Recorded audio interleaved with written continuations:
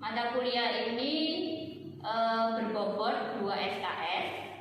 Kemudian mata kuliah ini nantinya akan memahami tentang konsep-konsep rekayasa penyehatan dengan proses metode pembelajaran blended learning. Jadi nanti ada pembelajaran mandiri yang akan kita jelaskan secara asinkronus learning pada jejaring internet, yaitu dengan Google Classroom nanti. Kemudian dibarengi dengan pembelajaran tatap muka, yaitu synchronous learning. Nah, representatif dari bahan ajar yang akan ditampilkan dalam mata kuliah ini adalah meliputi yang pertama, bahasan pertama adalah ilmu teknik penyehatan lingkungan.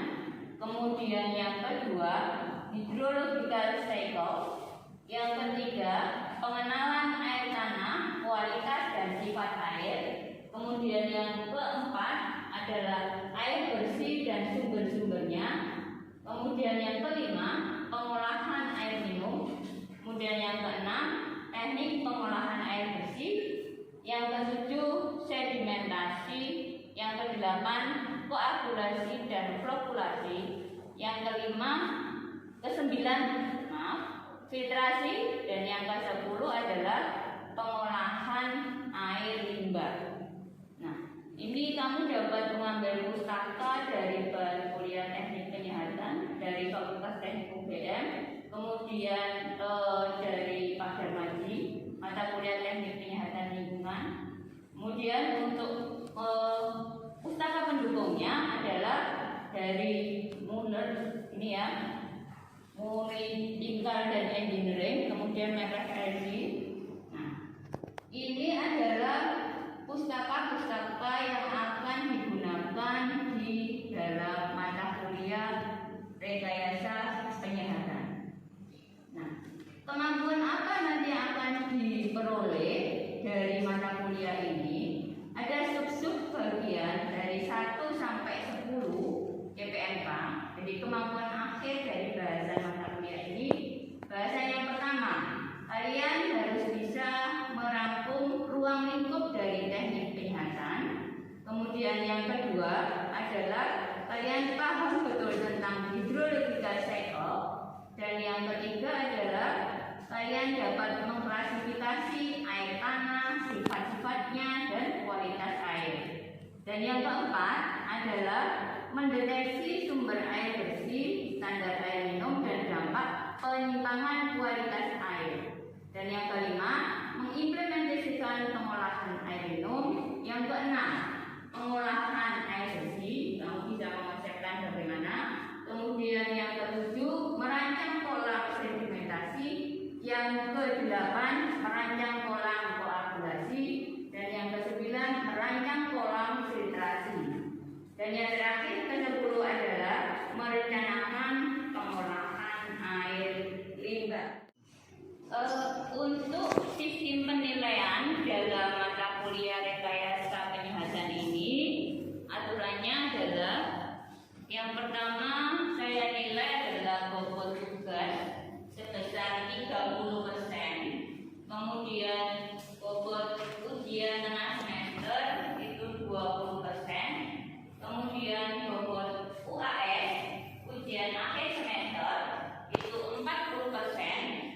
Kemudian presensi kehadiran itu saya nilai sebesar 10%. Dari presensi ini ada aturan minimal dari kehadiran yaitu sebesar 80%. Nah, untuk presensi ini biasanya saya masuki juga dari kemampuan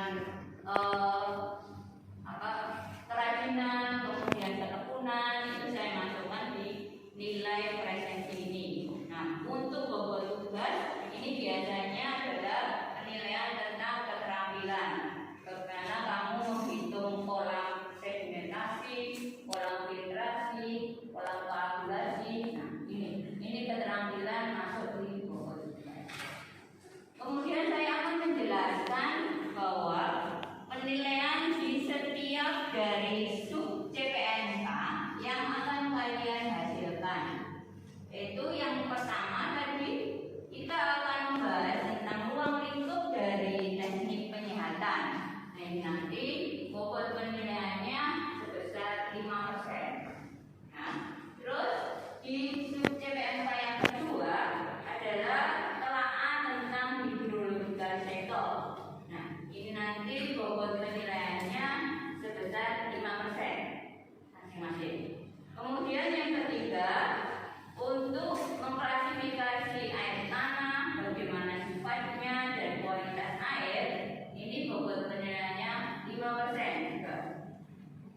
Kemudian untuk mendeteksi atau pertemuan yang keempat, mendeteksi sumber air bersih, standar air minum, dan dampak penyimpangan kualitas air.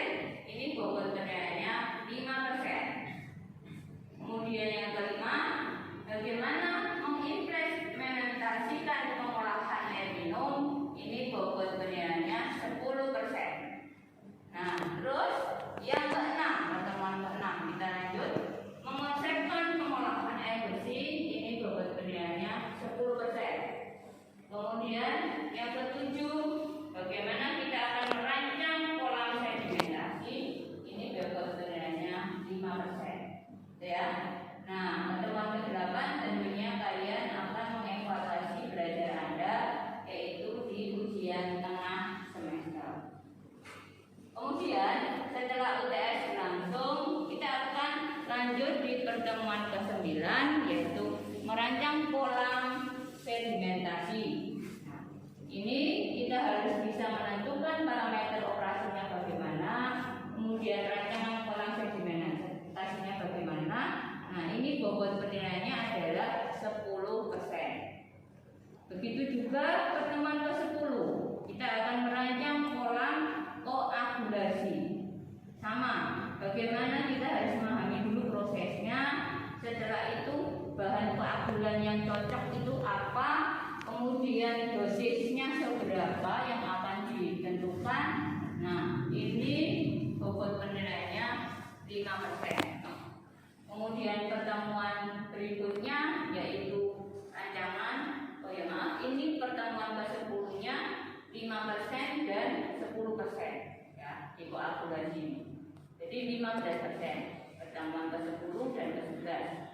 Kemudian di pertemuan ke-12, bagaimana kita akan merancang kolam filtrasi atau penyaringannya bagaimana, baknya seperti apa. Itu di bobot penilaiannya 5%. Ya. Jadi di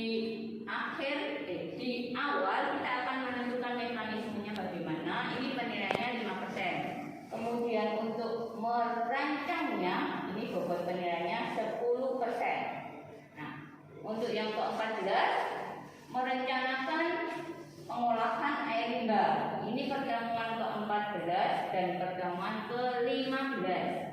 Itu yang pertama, target pengolahannya bagaimana, proses pengolahannya bagaimana. Ini bobotnya 5%. Kemudian perencanaan pengolahan air limbahnya adalah 10%. Itu untuk aturan penilaian di mata kuliah rekayasa penyehatan.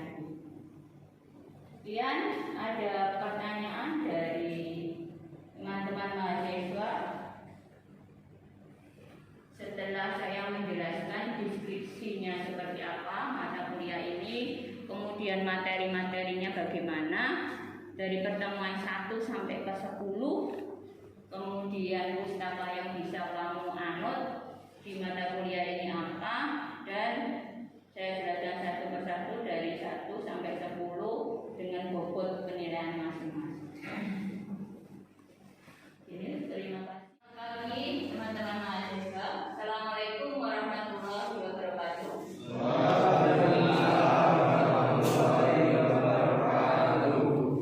Kita bertemu kembali di mata kuliah rekayasa penyehatan.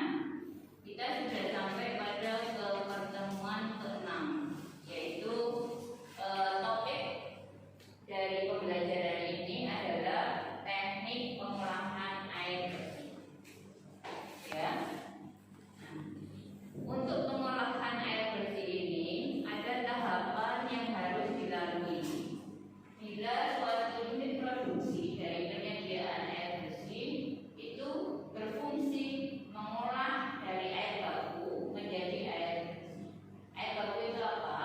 Air baku bisa diambil dari air sungai ataupun air limbah, di air yang membutuhkan pengolahan lebih lanjut, supaya untuk mempertahankan bagaimana kualitas air yang akan dibutuhkan, baik itu menjadi air bersih atau air yang siap konsumsi maupun air yang akan digunakan untuk keperluan sehari-hari. Ada 4 komponen utama dalam bangunan air bersih. Yang pertama, kita akan membuat suatu bangunan dari instalasi pengolahan air. Yang kedua, pada proses koagulasi kita akan menghubungkan suatu bahan koagulasi. Dan yang ketiga, bangunan penunjang dan tentunya disertai dengan peralatan mekanikal elektronik untuk instalasinya. Jadi kemudian ada 3 hal penting yang dibutuhkan dalam merakit dari proses pengolahan ini supaya lebih ekonomis dan berkesinambungan. Yang pertama, kita akan menghilangkan zat pengotor dari air yang baku tadi, air kotornya. Kemudian menghilangkan fraksi konsentrasi tinggi dari zat pengotor yang menjadi prioritas. Dan yang ketiga, pengolahan pendahuluan diperhatikan dalam ini bila ada pengendapan atau presipitasasi dari lubang-lubang yang terikut dalam air tersebut. Nah, untuk prosesnya, diagram airnya bisa kalian lihat di sini. Jadi ada yang pertama, intake ataupun saringan dari air baku yang melalui intake ataupun saringan kita filtrasi dulu. Kemudian digunakan prakondisinya seperti apa. Jadi ada proses klorinasi, kemudian aerasi, kemudian ini yang ketiga, kemudian yang keempat adalah proses adsorpsi. Di sini kamu akan melihat bagaimana proses-prosesnya. Nah, setelah melalui prakondisi ini dilanjutkan dengan proses koagulasi. Ya, proses koagulasi. Kemudian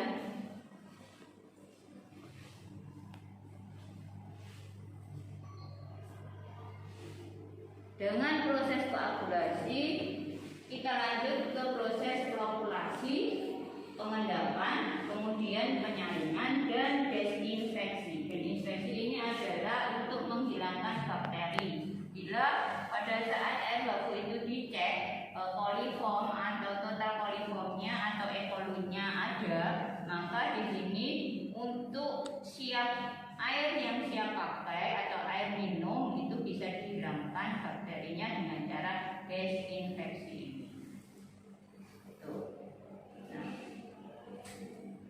Ini bisa kamu lihat komponen-komponen atau unit operasinya, ya. Jadi ada presedimentasi, ada prakondisi, kemudian koagulasi, flokulasi, pengendapan. Setelah itu disaring, kemudian dihilangkan bakterinya, kemudian masuk ke reservoir atau penyimpanan, baru dialirkan kepada penduduk yang membutuhkan air bersih tersebut.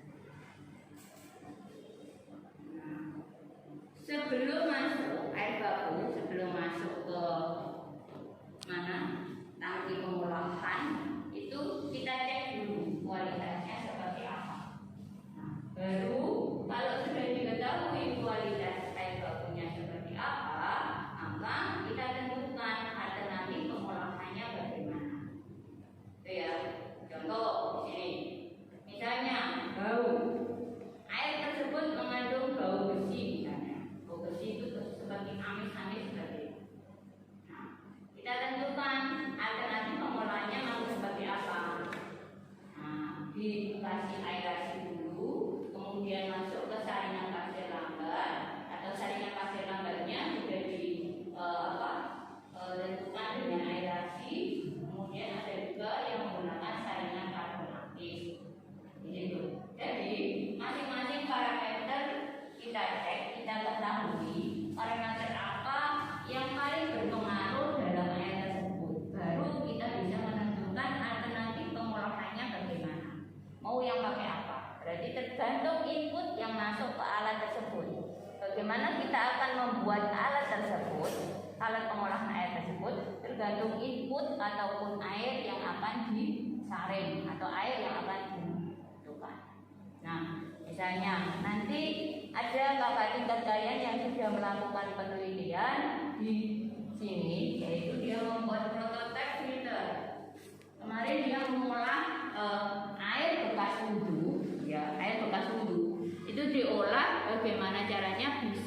digunakan untuk wudhu kembali. Itu ada penelitian yang seperti itu. Kemarin di 2021 beliau lulus dengan menghasilkan suatu karya pengolahan air wudhu. Dia membuat suatu sistem pengolahan bagaimana air wudhu itu bisa direcycle kembali dan bisa digunakan untuk wudhu kembali. Air wudhu kan mengandung najis ya, atau seperti apa. Nah, tapi digunakan untuk wudhu kembali itu bagaimana? Supaya sudah terhindar dari sifat-sifat najis itu. Nah itu kita cek dulu. Dari wudhu itu dicek, kemudian apa parameter kualitas air di sini yang bisa diturunkan. Setelah itu kita baru merancang prototipe ataupun cara pengolahannya seperti apa. Nah itu sudah dilakukan penelitian kakak tingkat Anda. Nah kalau misalnya Anda mau melanjutkan penelitian tersebut, misalnya dengan mengolah atau filternya itu seperti apa, bisa dilanjutkan ke nanti pada saat kalian mengambil skripsi di semester 8. Itu ya. Ini pengecekan parameter kualitas air bakunya. Nah, ini jenis-jenisnya yang bisa dilihat, misalnya ketuanya sedang, tinggi, temporer atau bagaimana. Tuh. Terus kemudian ini nanti saya akan menjelaskan secara singkat saja ya bagaimana proses-proses dari sedimentasi, kemudian koagulasi, kemudian filtrasi sampai ke desinfeksi. Itu seperti apa? Singkat saja saya akan menjelaskan. Yang pertama prasedimentasi. Ya, ini bisa kamu lihat di sini unit prakondisinya itu disedimentasi. Ini ada beberapa proses, yaitu klorinasi, aerasi, kemudian bagaimana kita mengoreksi pH-nya di parameter pH-nya, kemudian di sini ada juga proses absorpsi. Nah, ini juga perlu ada, apakah ada tambahan oksigen, apakah ada pembuangan CO2 atau pembuangan H2S, kemudian pembuangan minyak.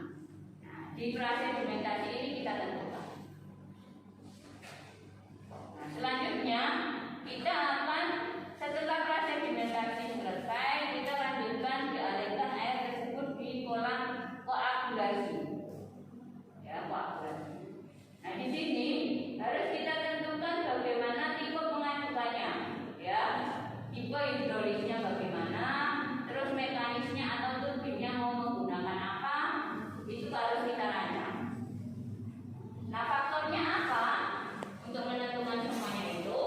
Faktornya adalah sumber air bakunya seperti apa kualitasnya, terus temperaturnya bagaimana, kemudian pH-nya bagaimana, kemudian data suspensinya gimana, pengaturan pH, dan sampai terakhir bagaimana pengurangan MB.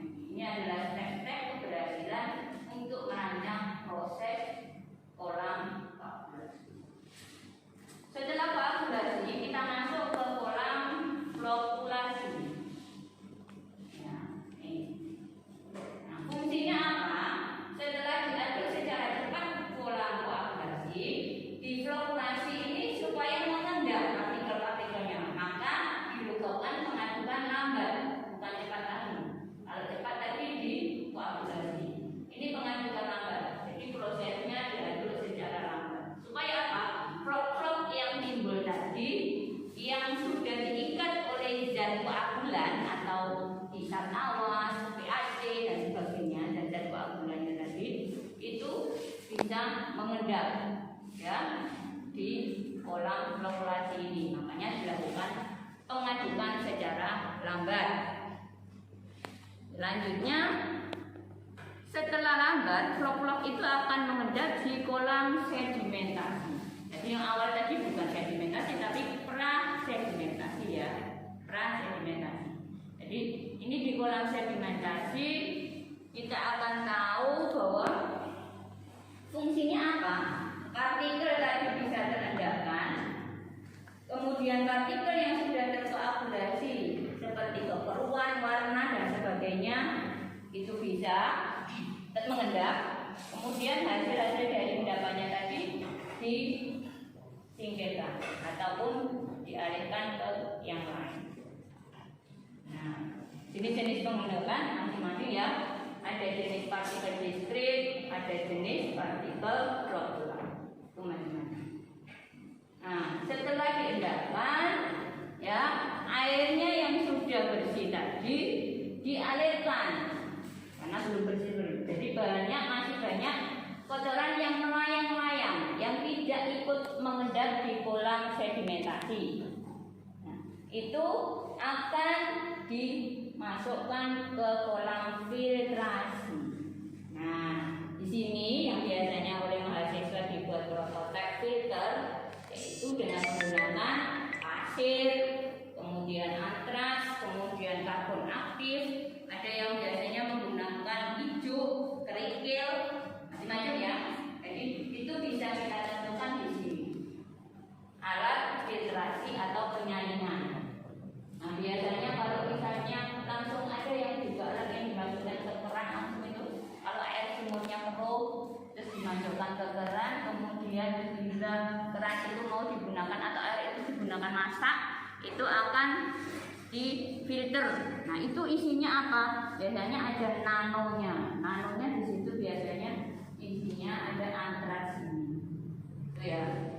Keran yang dimasukkan ke itu filter kecil-kecilan itu yang dimasukkan ke keran. Kemudian langsung air itu yang tadinya kotor langsung bisa diminum ataupun ini. Tergantung filternya tadi outputnya apa.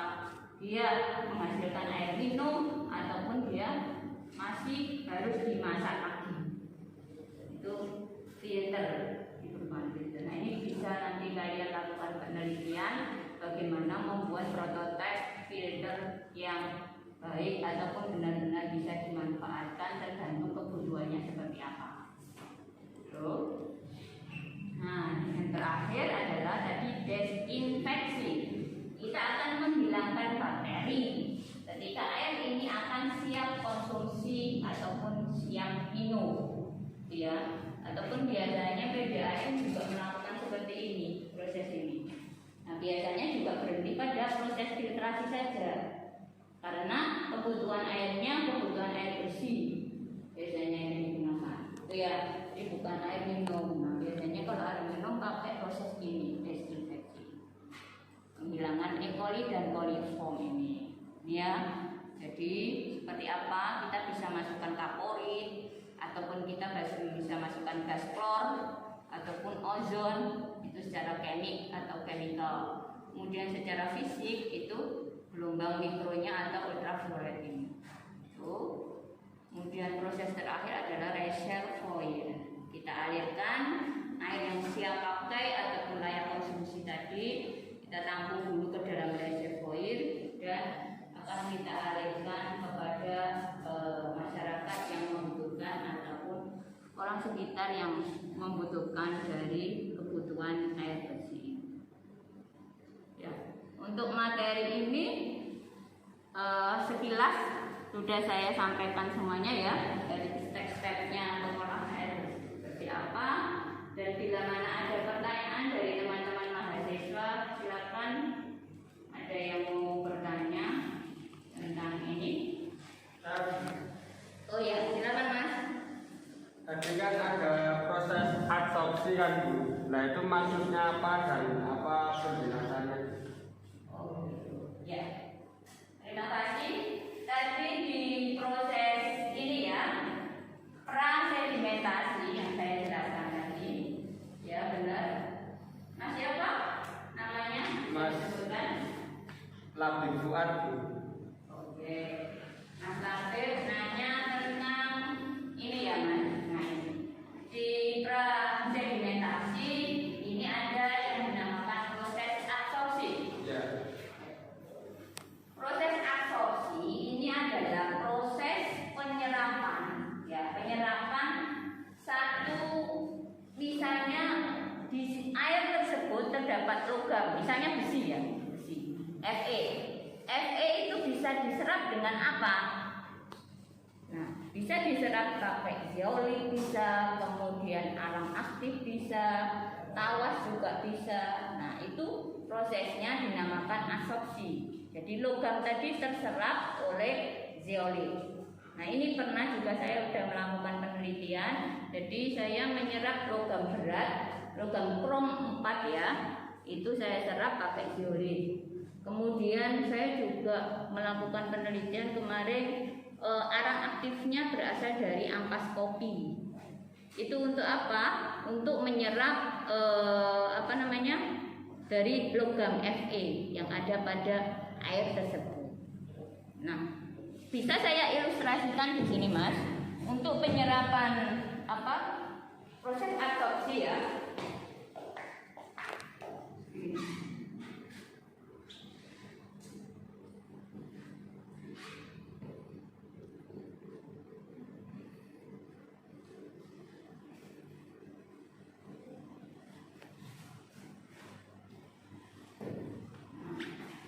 Misalnya ini ada suatu yang mau diserap hasilnya. Maaf, penyerapnya adalah arang aktif. Ya. Terus ini adalah partikel-partikel yang akan diserap. Apa tadi? Misalnya logam Fe. Itu ya. Jadi logam Fe atau besi, jadi logam Fe ini akan terserap dengan sendirinya dengan kadar arang aktif tertentu, ya. Logam Fe-nya berapa, kemudian arang aktifnya berapa, itu nanti diukur dulu. Nah, akan terserap di permukaannya saja. Itu namanya proses adsorpsi. Jadi kalau kamu bisa ilustrasikan itu seperti apa ya? Dia nyerapnya hanya di permukaannya saja ini, ya. Jadi tidak sampai pada ke dalam. Itu adsorpsi. Kalau desorpsi apa? Desorpsi itu pengurangan. Jadi pengurangan, desorpsi. Ada juga absorpsi. Bedanya ya, absorpsi. Kalau absorpsi itu penyerapan secara keseluruhan.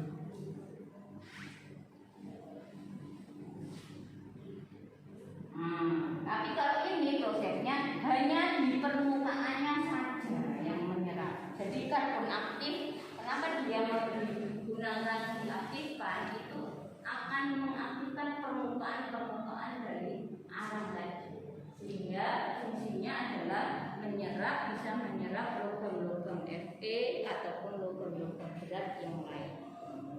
Begitu Mas Rafif? Ya, terima kasih. Pasti. Ada pertanyaan yang lain untuk para mahasiswa yang lain? Oke. Sementara kalau belum, nanti ada kuis di awal ke pertemuan ke-7 ya. Nanti saya sampaikan kuisnya seperti apa. Jadi untuk mengulas kembali tentang mata kuliah yang sudah saya sampaikan di pertemuan ke-6, nanti kamu tak berikan kuis. Silakan nanti dibuka di Google Classroom-nya ya. Jadi dibuka sebelum pertemuan ke-7 nanti akan saya cek seperti apa kemampuan dalam menerima pembelajaran di pertemuan 6. Gitu? Ya, terima kasih atas perhatiannya. Untuk pertemuan ke-6 ini kita tutup dengan membaca hamdalah bersama-sama.